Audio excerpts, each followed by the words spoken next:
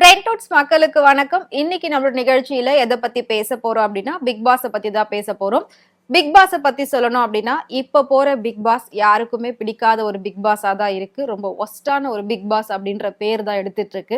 ஆனா ஆரம்ப காலகட்டத்தில இருந்து பிக் பாஸ்ல என்ன நடந்தது அப்படின்றது நம்ம எல்லாருக்குமே தெரியும். பிக் பாஸ் அப்படின்னாலே அது மிகப்பெரிய ஒரு பிராண்ட் ஷோ அப்படின்றதும் நமக்கு தெரியும்.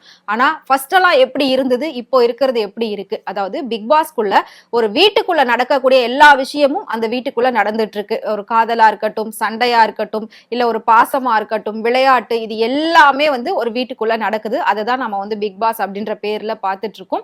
அந்த வகையில பாக்குறப்போ இப்போ பிக் பாஸ் சீசன் 9 நாம ரொம்பவே வந்துட்டு பார்க்க பிடிக்காம பார்த்துக்கிட்டு இருக்கோம் அப்படின்னே கண்டிப்பா சொல்லலாம். ஏன்னா அதுல போயிட்டு இருக்கக்கூடிய காட்சிகள் அவ்வளோ மோசமா இருக்கு. குழந்தைங்க எல்லாம் உட்காந்து பிக் பாஸ பாக்குறாங்க அப்படின்னா அது வந்து ரொம்ப கஷ்டமா இருக்கு. இப்படி எல்லாம் பண்ணிட்டு இருக்காங்களே இவங்க, இதை வந்து பெரியவங்களும் பாக்குறாங்க, குழந்தைங்க பாக்குறாங்க, அவங்க வீட்டுக்குள்ள இருக்கிற எல்லாருமே பாக்குறாங்க, கொஞ்சம் குடும்பமா உறுத்தாது. சோ காதல் அப்படிங்கிற பேர்ல என்னென்னவோ பண்ணிட்டு இருக்காங்க அப்படின்னு சொல்லி மக்கள் எல்லாருமே சொல்றத நம்மளால கேட்க முடியுது. ஆனா காதல் அப்படின்றது பிக் பாஸ் வீட்டுக்குள்ள நடக்கிறது உண்மையா அப்படின்ற ஒரு கேள்வி இன்னைக்கு பல பேர் மத்தியில எழுந்திருக்கு. அதை பத்தி தான் நாம பார்க்க போறோம். ஃபர்ஸ்ட் பிக் பாஸ் காதலர்களுக்கு என்ன ஆச்சு அப்படின்றத நம்ம பார்க்கலாம். ஃபர்ஸ்ட் சீசன்ல பிக் பாஸ் காதல் ஆரம்பிச்சது ஆரவ் அண்ட் ஓவியா, இவங்க 2 பேர் தான் வந்து அதை ஸ்டார்ட் பண்ணி வச்சது. ஸோ அந்த பிக் பாஸ் சீசன் வேற லெவல்ல ஹிட் ஆச்சு. ஸோ அது எல்லாருக்குமே ரொம்ப பிடிக்க செஞ்சது. அதுல வந்த அந்த ஈர்ப்பு தான் இன்னைக்கு வரைக்கும் மக்களை அந்த பேர் சொன்னாலே திரும்பி பார்க்க வைக்குது அப்படின்னு சொல்லலாம். அதுல ஓவியா ரொம்ப சூப்பரா வந்து பிளே பண்ணியிருந்தாங்க. ஓவியா ஆர்மி அப்படின்னு சொல்லி புதுசா ஒரு ஃபேன் ஃபாலோயிங்ல கிரியேட் பண்ணியிருந்தாங்க. ஸோ ஓவியா அண்ட் ஆரவ் இவங்க 2 பேருமே வந்து ஸ்டார்டிங்ல அவங்க பழகின விதம் 2 பேருக்குமே லவ் அப்படின்ற மாதிரி தான் இருந்துச்சு. போக போக ஆரவ ட்ரிகர் பண்ணி ஓவியா கிட்ட இருந்து பிரிச்சு பேச வேணாம் அப்படின்லாம் சொல்லி ஹவுஸ்மேட் சொல்லி, ஸோ அதுக்கப்புறம் ஆரவ் என்ன பண்ணாங்கன்னா, எனக்கு உன்னை பிடிக்கல, உங்ககிட்ட பேசல, நான் வந்து ஃப்ரெண்டா தான் பேசினேன் அப்படிலாம் சொல்ல ஆரம்பிச்சுட்டாங்க. அதுல ஓவியா ரொம்ப டிப்ரெஷன் ஆகி, ரொம்ப ஸ்ட்ரெஸ் ஆகி, அழுது சூசைட் எல்லாம் அட்டன் பண்ண மாதிரி காட்டினாங்க. பட் அதெல்லாம் உண்மையா அப்படின்றது நமக்கு தெரியாது. அதுக்கப்புறம் அவங்க அந்த ஷோவை விட்டு பாதியிலே வெளியில வந்தாங்க. உண்மையான ரீசன் அப்படின்னா அவங்க ரொம்ப ஸ்ட்ரெஸ்ல இருக்காங்க, ஸோ கண்டிப்பா அவங்களுக்கு கொஞ்சம் ரெஸ்ட் வேணும் அப்படின்ட்டு சொல்லி அந்த ஷோல இருந்து பாதியில வெளியில போனாங்க. மிகப்பெரிய ஒரு பிரபலமானாங்க ஓவியா. அதுக்கு முன்னாடி அவங்க பல படங்கள் நடிச்சிருந்தாலும் அதுலலாம் கிடைக்காத ஒரு பேரு பிக் பாஸ்ல தான் ஓவியாக்கு கிடைச்சது அப்படின்னு சொல்லலாம். ஸோ அதுக்கப்புறம் வெளியில வந்த உடனே பாத்தீங்கன்னா ஆரவுக்கு ஒரு சில படங்கள் வந்தது, இருந்தாலும் அதெல்லாம் பெரிய அளவுல ஓடல. அந்த போட்டியோட வெற்றியாளரே ஆரவ் தான். சோ இவ்வளவு விஷயங்கள் பண்ணிட்டு எப்படி அவரால் ஜெயிக்க முடியும்னு சொல்லி மக்களும் கேள்வி கேட்டாங்க. ஆனா ஓட் பண்ணிருக்காங்க ஆரவுக்கு தான். ஸோ ஆரவ் அந்த ஷோ முடிஞ்சு வெளியில வந்த கொஞ்ச நாள்லயே ராகி அப்படிங்கிறவங்கள மேரேஜ் பண்ணிட்டாங்க. ஸோ ஓவியா இப்ப வரைக்கும் சிங்கிளா தான் இருந்துட்டு இருக்காங்க. ஆனா ஆரவ் வந்து கல்யாணம் பண்ணி லைஃப்ல செட்டில் ஆயிட்டாரு. இப்போ ஒரு சில படங்கள்லாம் பண்ணிட்டு இருக்காரு. அடுத்ததான் நாம பார்க்க போறது Bigg Boss season 2. Bigg Boss season 2ல மகத் அண்ட் யாஷிகா ஆனந்த் இவங்க 2 பேரும் நம்மளால கண்டிப்பா மறக்கவே முடியாது. மகத் வந்து அந்த ஷோக்குள்ள வர்றதுக்கு முன்னாடியே அவருக்கு வெளியில பிராய்ச்சி அப்படிங்கிற ஒரு கேர்ள் ஃப்ரெண்ட் இருந்திருந்தாங்க. அவர் ஆல்ரெடி லவ்ல தான் இருந்தாரு. இருந்தாலும் பிக் பாஸ் வீட்டுக்குள்ள வந்ததுக்கு அப்புறமா யாஷிகா ஆனந்த் கூட ரொம்ப க்ளோஸா பழக ஆரம்பிச்சாரு. இதனால யாஷிகா ஆனந்த் ரொம்ப சின்சியரா அவர் மேல லவ் பண்ண ஆரம்பிச்சாங்க. அவரை ரொம்ப பிடிக்குது அப்படின்னா வெளியில சொல்ல ஆரம்பிச்சாங்க. அந்த ஷோ முடிஞ்சு வெளியில போனதுக்கு அப்புறமா மகத் வந்து பிராய்ச்சி அப்படிங்கிறவங்கள கல்யாணம் பண்ணிட்டாங்க. ஏன்னா நிறைய விமர்சனம் இவங்க 2 பேரை தொடர்ந்து வெளியில வந்ததுனால உடனே கல்யாணம் பண்ணிட்டாங்க. யாஷிகா இப்ப வரைக்கும் சிங்கிளா தான் இருந்துட்டு இருக்காங்க. ஒரு சில ப்ரோக்ராம்ல யாஷிகா ஆனந்த் ஜட்ஜா போயிருந்தாங்க டான்ஸ் ப்ரோக்ராமுக்கு. அதுல எல்லாம் வந்து அந்த லவ் ஃபெயிலியர் பத்தி பேசியிருப்பாங்க, ரொம்ப கண் கலங்கி பேசியிருப்பாங்க, ஏமாத்திட்டாங்க அப்படின்லாம். அதே பிக் பாஸ் சீசன் 2ல அதே வீட்டுக்குள்ள ஐஸ்வர்யா அண்ட் ஷாரிக் இவங்க 2 பேரும் லவ் பண்ற மாதிரி ஒரு சீன் வந்து கிரியேட் ஆச்சு. இப்போ ஷாரிக் வெளியில வந்து மரியா அப்படிங்கிறவங்க லவ் பண்ணி கல்யாணம் பண்ணிட்டாரு. பட் ஐஸ்வர்யா இப்ப வரைக்கும் சிங்கிளா தான் இருந்துட்டு இருக்காங்க. அடுத்து பிக் பாஸ் சீசன் 3 கண்டிப்பா 1 எந்த அளவுக்கு நம்மளோட மனசுல நிக்குதோ அதே மாதிரி அதை விட பல மடங்கு அதிகமா பிக் பாஸ் சீசன் 3 நம்மளோட மனசுல நிக்குது அப்படின்னு சொல்லலாம். ஏன்னா அதுல இருந்த கண்டஸ்டன்ட் அவ்வளோ ஒரு சூப்பரானவங்க.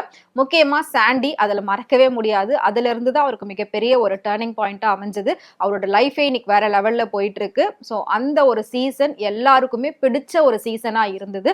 எல்லாருமே விரும்பி பார்த்தாங்க, அந்த காமெடிக்காகவே விரும்பி பார்த்துட்டு இருந்தாங்க. அதுலயும் ஒரு காதல் வந்து உண்டாச்சு. பட் ஃபர்ஸ்ட் கவின் வந்து சாக்ஷியை தான் லவ் பண்றதா சொல்லியிருந்தாரு. சாக்ஷி கிட்ட ஒரு விஷயம் ரொம்ப ஓப்பனா சொல்லியிருப்பாரு. என் வீட்டுல பொண்ணு பாக்குறாங்க, என் அம்மாக்கு எந்த அளவுக்கு பிடிக்குமோ அந்த 10 பொருத்தமும் நீ வந்து கரெக்டா இருக்க, அந்த 10 பொருத்தமும் உனக்கு சரியா இருக்கு, சோ நீ வந்து ஒரு பெர்ஃபெக்டான மருமகளா எங்க வீட்டுல இருப்ப அப்படின்ற மாதிரி அவர் வந்து சொல்லியிருப்பாரு.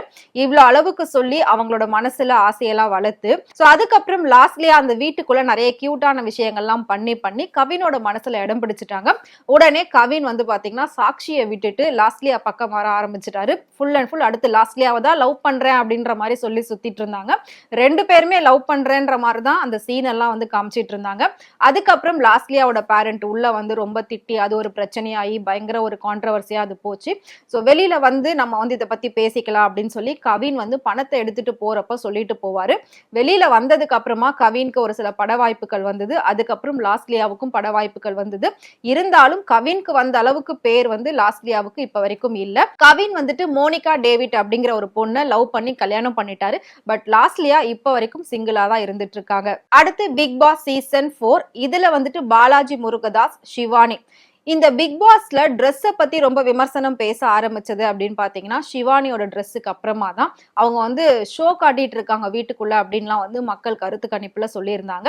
அப்படி இருக்கிற பட்சத்துல இவங்க ரெண்டு பேரும் ரொம்ப லவ் பண்றோம் அப்படின்லாம் வந்து சொல்லி அந்த வீட்டுக்குள்ள நிறைய விஷயங்கள் பண்ணியிருந்தாங்க. அப்பவும் ஷிவானியோட பேரண்ட் உள்ள வரும்போது அவங்கள வந்து கண்டிச்சிருந்தாங்க. சோ வெளியில வந்து நம்ம பாத்துக்கலாம் அப்படின்னு சொன்னாங்க. வெளியில வந்ததுக்கு அப்புறமா ரெண்டு பேரும் சேர்ந்து நிறைய ஆட் ஷூட் எல்லாம் பண்ணியிருந்தாங்க கல்யாணம் ஆகிற மாதிரி. சரி உண்மையிலே ரெண்டு பேருக்கும் கல்யாணம் போல இருக்கு, லவ் பண்றாங்க அப்படின்னு சொல்லி மக்கள் எல்லாருமே ஆர்வமா காத்துட்டு இருந்தாங்க. அதுக்கப்புறம் பாத்தீங்கன்னா பாலாஜி முருகதாஸ் வந்து கல்யாணம் பண்ணல, சிவானியும் கல்யாணம் பண்ணல. அதுக்கப்புறம் ரெண்டு பேருமே அவங்களோட கரியரை பார்த்துட்டு தனித்தனியா போயிட்டாங்க. அடுத்து Bigg Boss season 5. So Bigg Boss season 5ல அமீர் அண்ட் பாவனி.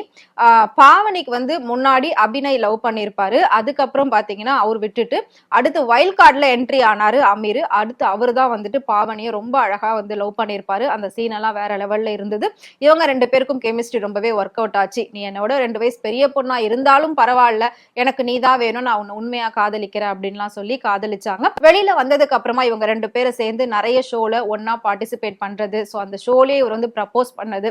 அதுக்கப்புறம் தான் பாவனி அக்செப்டே பண்ணாங்க. ரொம்ப யோசிச்சு யோசிச்சு அக்செப்ட் பண்ணியிருந்தாங்க. பட் இவங்க ரெண்டு பேரோட காதல் சக்சஸ் ஆகிறதுக்கு மிகப்பெரிய ஒரு முக்கியமான காரணம் வந்து பிரியங்கா சொல்லலாம். பிரியங்கா அந்த சீசன்ல இருந்தாங்க. ஸோ அதனாலதான் இவங்களோட வெட்டிங்ல பிரியங்கா ஒரு இம்பார்ட்டன்ட் பர்சனா எல்லா விஷயம் முன்னாடி இருந்து செஞ்சிருப்பாங்க.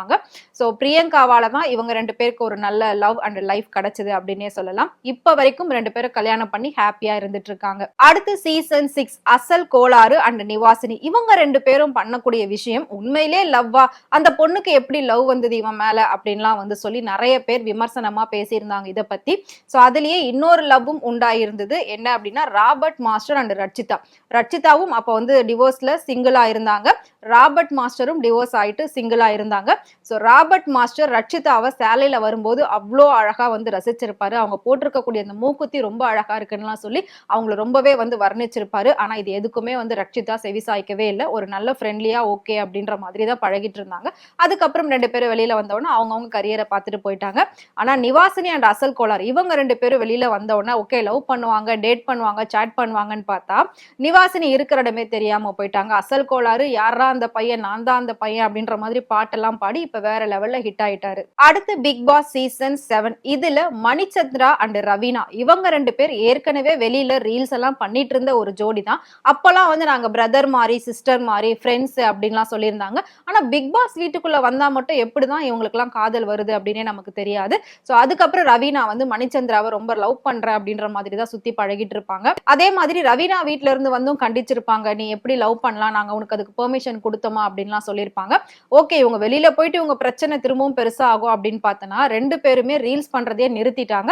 அதுக்கப்புறம் ரவீனா வேற ஒருத்தரோட சேர்ந்து ரீல்ஸ் பண்ண ஆரம்பிச்சாரு. மணிச்சந்திரா ஒரு மிகப்பெரிய ஒரு சூப்பரான டான்சர். அவரும் தன்னோட டான்ஸ்ல வந்து கான்சென்ட்ரேட் பண்ண ஆரம்பிச்சாரு. இப்ப ரெண்டு பேரும் வந்து மீட் பண்ணிக்கிறதே இல்ல. எப்பயாவது மீட் பண்ணா கூட ஹாய் பாய் சொல்ற அளவுக்கு தான் அவங்களோட ரிலேஷன்ஷிப் இருக்கு அப்படின்ற மாதிரி சொல்லியிருந்தாங்க. அதுலயே நிக்சன் அண்ட் ஐஸ்வர்யா இவங்க ரெண்டு பேரும் வந்து காதல் எப்படி போச்சு அப்படின்னா கிஸ் பண்ற வரைக்குமே போயிருந்தது. ஒரு மிரருக்கு வெளியில இவங்களும் அவங்களும் நின்னு கிஸ் பண்ணுவாங்க.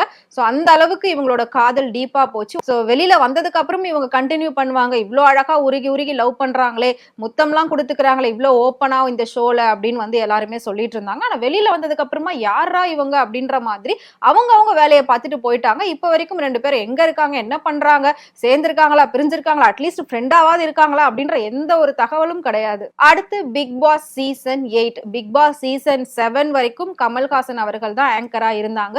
வேற லெவல்ல ஷோவை கொண்டு போயிருந்தாங்க. பிக் பாஸ் சீசன் 8ல விஜய் சேதுபதி வந்தாரு. இதுல வந்து லவ்வர் பாயா விஜய் விஷால் வந்திருந்தாரு. சோ தர்ஷிகாவும் சீரியல் ஆர்டிஸ்ட், அவங்களும் அதுக்குள்ள வந்திருந்தாங்க. சோ ஆரம்பத்துல விஜய் விஷால் அண்ட் தர்ஷிகா இவங்க 2 பேர் தான் லவ் பண்ற மாதிரி எல்லாம் காட்டிட்டு இருந்தாங்க. பட் தர்ஷிகா வந்து கொஞ்சம் சீரியஸாவே போயிருந்தாங்க. அடுத்ததா விஜய் விஷால் பாத்தீங்கன்னா அப்படியே தர்ஷிகாவை ஓரம் கட்டிட்டு அன்ஷிதா பின்னாடி வர ஆரம்பிச்சுட்டாரு. அடுத்து அன்ஷிதா அண்ட் விஜய் விஷால் இவங்க 2 பேரும் சேர்ந்து லவ் பண்றோம் அப்படின்லாம் வந்து காட்டினாங்க. ஆல்ரெடி அன்ஷிதாக்கு மிகப்பெரிய ஒரு பேர் வந்து கெட்ட பேர் உருவாகி இருந்தது சீரியல்ல. சோ அவங்களுக்கு வந்து ரியல் லைஃப்ல நிறைய பர்சனல் பிரச்சனைகள்லாம் இருந்தது. அதெல்லாம் தாண்டி இந்த ஷோக்குள்ள வந்து திரும்பவும் அந்த வார்த்தைகள்லாம் அவங்க வந்து இங்க பேசினாங்க. அவங்களோட பிரச்சனைகளை பத்தி இந்த ஷோல ரொம்ப ஓப்பனாவே சொல்லியிருப்பாங்க. திரும்பவும் இந்த ஷோக்குள்ள வந்து அவங்களோட பர்சனல் பிரச்சனை எல்லாம் ரொம்ப ஓப்பனா சொல்லி ரொம்ப ஹர்ட்டிங்கா ரொம்ப வெக்ஸ் ஆகி பேசியிருப்பாங்க. விஜய் விஷால் அனுஷிதா இவங்க 2 பேர் எப்படியாவது சேர்ந்துருவாங்க. ஏன்னா 2 பேருமே சிங்கிளா இருக்காங்க, இன்னும் கல்யாணம் ஆகல. சோ ஆல்ரெடி ப்ராப்ளத்துல இருந்திருக்காங்க. இது எல்லாமே அவருக்கு தெரியும். சோ இவ்வளவு க்ளோஸா இருக்கிறவங்க வெளியில வந்தும் கண்டிப்பா லவ் பண்ணுவாங்க அப்படின்னு நினைச்சிட்டு இருந்தோம். ஆனா வெளியில வந்ததுக்கு அப்புறமா பாத்தீங்கன்னா விஜய் விஷால் வேற ஒரு பொண்ணை லவ் பண்றாரு அப்படின்ற மாதிரி விஷயம்லாம் ரொம்பவே ஸ்ப்ரெட் ஆக ஆரம்பிச்சது.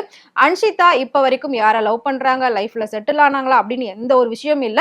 இப்போ அவங்க யூடியூப்ல நிறைய vlogs எல்லாம் போட்டுட்டு இருக்காங்க. ரீசெண்டா ஒரு ஹோம் டூர் போட்டிருந்தாங்க. அது மிகப்பெரிய லெவல்ல ரீச் ஆயிருந்தது. சோ இவங்களோட காதலுமே பாத்தீங்கன்னா ஒரு முக்கோண காதலா போயிட்டு இருந்தது. ஏன்னா ஃபர்ஸ்ட் தர்ஷிகாவை விஜய் விஷால் லவ் பண்ணியிருந்தாரு. அதுக்கப்புறம் அன்ஷிதா உள்ள வந்தாங்க. அன்ஷிதா உள்ள வந்து விஜய் விஷால் கிட்ட பேசும்போது பவித்ராக்கு கொஞ்சம் பொசசிவ் ஆக ஆரம்பிச்சது. ஒருவேளை பவித்ரா இவரை லவ் பண்றாங்களோ அப்படின்ற மாதிரி விஷயம்லாம் வந்து ஒரு ட்ரையாங்கிள் லவ்வாவே போய்கிட்டு இருந்துச்சு. எப்படியோ ஒரு வழியா விஜய் சேதுபதி வந்து அதை கிளியர் பண்ணுங்க அப்படின்ற மாதிரி அதுல சொல்லியிருந்தாரு. சோ அதுக்கப்புறம் கிளியர் பண்ணி இப்போ அவங்க ரூட்ல அவங்க போயிட்டு இருக்காங்க. சோ ஃபைனலா இப்போ போய்கிட்டு இருக்கக்கூடிய பிக் பாஸ் சீசன் 9 இதுல இருக்கிற லவ் தான் நான் வந்து ஃபர்ஸ்டே சொன்னேன். காதல்ன்ற பேர்ல ரொம்ப கன்றாவியா போய்கிட்டு இருக்கு அப்படின்னு சொல்லி. நம்ம மட்டும் கிடையாது, விஜய் சேதுபதி மட்டும் கிடையாது, ஒட்டுமொத்த மக்களே வந்து கழுவி ஊத்திட்டு இருக்காங்க இவங்கள. இது என்னப்பா காதல், வெளியில எல்லாம் இவங்க யாருமே பார்க்கலையா, யாரையுமே இவங்களுக்கு பிடிக்கலையா, வெளியில இந்த வீட்டுக்குள்ள வந்தாதான் இவங்களுக்கு எல்லாம் காதல் வருமா அப்படின்ற மாதிரி தான் மக்கள் எல்லாருமே கேள்விகள் கேட்டுட்டு இருக்காங்க.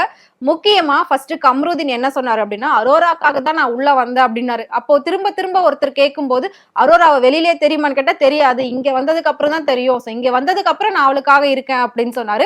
அடுத்ததா அப்படியே பாத்தீங்கன்னா பார்வதி பக்கம் இப்ப மாறிட்டாரு. அரோரா ஃபர்ஸ்ட் துஷாரை வந்து லவ் பண்ற மாதிரி அவங்க கூட பயங்கர க்ளோஸாலா இருந்து அவருக்காக அழுது ஹக் பண்ணணும் கிஸ் பண்ணணும் அப்படின்லாம் சொல்லி கேட்டு ரொம்ப பிரச்சனையா இருந்தது. பட் துஷார் வந்து கரெக்டான ஒரு ரிலேஷன்ஷிப்பை மெயின்டைன் பண்ணிட்டு இருந்தாரு. கரெக்டான ஒரு டிஸ்டன்ஸ் மெயின்டைன் பண்ணி தான் எல்லாமே பண்ணியிருந்தாரு. துஷார் எலிமினேட் ஆயிட்டாரு. இப்ப வரைக்கும் அரோரா வந்து துஷாரை ரொம்பவே மிஸ் பண்றதா சொல்லிட்டே தான் இருக்காங்க. இப்போ கம்ருதீன் அண்ட் பார்வதி இவங்களோட லவ் தான் ரொம்ப பெரிய சர்ச்சையா போய்கிட்டு இருக்கு. திரும்பவும் அரோரா இங்க உள்ள வந்து எனக்கும் உன் மேல ஃபீலிங் இருக்கு, ஆனா நீ அவ பேசலாம் என்கிட்ட வந்து க்ளோஸா பேசும்போது அது எனக்கு ஒரு மாதிரி இருக்கு அப்படின்லாம் சொல்லி இது ஒரு முக்கோண காதலா போய்கிட்டு இருக்கு. லாஸ்ட் வீக் வந்து விஜய் சேதுபதி அதையும் சொல்லியிருப்பாரு. ஃபர்ஸ்ட் அந்த முக்கோண காதலை கிளியர் பண்ணுங்க அப்படின்னு வந்து சொல்லியிருப்பாரு. அதை வந்து பேசி ஒரு கரெக்டான ஒரு முடிவுக்கு வாங்க அப்படின்ற மாதிரி சொல்லியிருப்பாரு. இதுல இன்னொரு லவ் நம்ம ஆல்ரெடி பார்த்திருப்போம். எஃப்ஜே அண்ட் ஆதிரை இவங்க தான் வந்ததுல இருந்து 2 பேரும் லவ் பண்ற மாதிரி ரொம்ப க்ளோஸா உட்காந்து டெய்லி பேசுறது, ஒருத்தர் மடி மேல படுத்துக்கிறது, இந்த மாதிரி விஷயங்கள்லாம் பண்ணிட்டு இருந்தாங்க. அதுக்கப்புறம் ஆதிரை எலிமினேட் ஆயிட்டாங்க. இப்ப திரும்பவும் ஆதிரை கம்பேக் கொடுத்திருக்காங்க. இத பாக்குறப்ப எப்படி இருக்கு அப்படின்னா, ஜில்லுன்னு ஒரு காதல் படத்துல வந்துட்டு first Suriya and Bhumika love பண்ணுவாங்க. அதுக்கப்புறம் ஜோதிகாவை கல்யாணம் பண்ணி வச்சிருவாங்க. ரொம்ப வருஷத்துக்கு அப்புறமா திடீர்னு வந்துட்டு ஒரு சர்ப்ரைஸ் என்ட்ரி கொடுப்பாங்க பூமிகா. அது வந்துட்டு ஜோதிகாக்கு ரொம்ப பெரிய ஷாக்கா இருக்கும். அந்த மாதிரி ஒரு சீனை தான் இந்த பிக் பாஸ் குள்ள இப்ப கொண்டு வந்திருந்தாங்க. ஆதிரை மறுபடியும் கம்பேக் கொடுக்கும் போது, அதாவது ரீஎன்ட்ரி ஆகும்போது வியானாவோட ஃபேஸ் எக்ஸ்பிரஷன் டோட்டலாவே வேற மாதிரி இருந்தது. ஏன்னா லாஸ்ட் வீக் தான் வியானா வந்து எஃப்ஜேவை லவ் பண்ண ஆரம்பிச்சாங்க. எல்லாரையும் ஹக் பண்ணிருக்கேன் நானு, ஆனா யார்கிட்டயும் அந்த ஃபீல் வந்து நான் ரியலைஸ் பண்ணது கிடையாது. நீ வந்து ஹக் பண்ணும்போது மட்டும் என் ஹார்ட் பீட் எல்லாம் அப்படியே பயங்கரமா துடிக்குது அப்படின்ற மாதிரி வார்த்தைகள் எல்லாம் பேசியிருப்பாங்க. சோ வியானா வந்துட்டு எஃப்ஜேவை லவ் பண்ற அந்த ஸ்டேஜ்ல இருக்கும்போது சடனா என்ட்ரி கொடுத்தாங்க ஆதிரை. இது மிகப்பெரிய ஒரு ட்விஸ்டா இருந்தது. சோ இந்த மாதிரி படக்காட்சியை வச்சுதான் இவங்க இதெல்லாம் பிளான் பண்றாங்களான்ற மாதிரியும் மக்கள் வந்து கேட்டுட்டு இருக்காங்க. பொதுவா பிக் பாஸ் வந்து 100% ஸ்கிரிப்ட் தான் அப்படின்னு சொல்லிதான் எல்லாரோட மைண்ட் செட்டும் இருக்கு. இருந்தாலும் பிக் பாஸ் வீட்டுக்குள்ள இருந்து வெளியில வரக்கூடிய ஒவ்வொருத்தருமே சொல்றது இது ஸ்கிரிப்டே கிடையாதுங்க, டோட்டலாவே இது ஒரு ரியாலிட்டி ஷோ தான், இது எல்லாமே நாங்க ஓனா பண்றதுதான் அப்படின்ற மாதிரி சொல்லியிருந்தாங்க. இருந்தாலும் 50% கண்டிப்பா இது வந்து ஸ்கிரிப்ட் தான், 50% தான் இது வந்து இவங்க ஓனா பண்றது.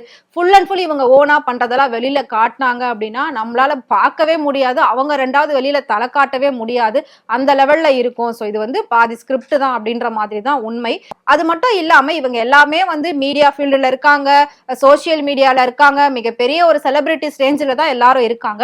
இவங்களுக்கு ஏகப்பட்ட ஃப்ரெண்ட்ஷிப் இருக்கும், ஏகப்பட்ட நெய்பர்ஸ் இருப்பாங்க, நிறைய ஃபீல்டு ஃப்ரெண்ட்ஸ் நிறைய இருப்பாங்க. ஸோ அப்படி இருக்கிற பட்சத்துல வெளியில இருக்கும்போது, ஒர்க்ல இருக்கும்போது இவங்களுக்கெல்லாம் மத்தவங்க மேல வராத காதலா, பிக் பாஸ் வீட்டுக்குள்ள வந்ததுக்கு அப்புறம் ஒருத்தரை பார்த்த உடனே அவங்க மேல லவ் வருது அப்படின்னு சொல்றதுக்கு இதெல்லாம் உண்மையான காதலா இல்ல கண்டென்ட் காதலா அப்படின்ற மாதிரி தான் மக்கள் எல்லாருமே வந்து பேசிட்டு இருக்காங்க.